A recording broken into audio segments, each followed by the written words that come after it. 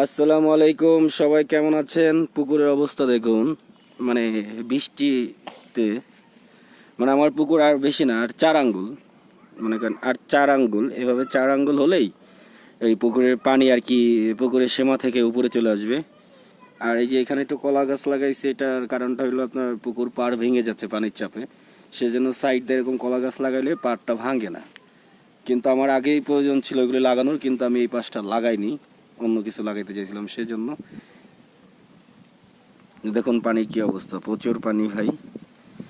মানুষ পানির জন্য পাগল, আবার এখন পানি বেশি হয়েছে দেখেও টেনশন। তো এখানে আমার মোটামুটি ভালোই মাছ ছাড়া আছে, বেশি দিন হয়নি, 1 মাস আগে মাছগুলি ছাড়ছি। তো মনে করেন আর 4 আঙ্গুল পানি যদি হয়ে যায় তাহলে আমার মাছ সব বেঁচে যাবে। আর বেঁচে গেলে সেটা জনগণের মাছ হয়ে যাবে, সবাই তার মন মতো ধরে নেবে।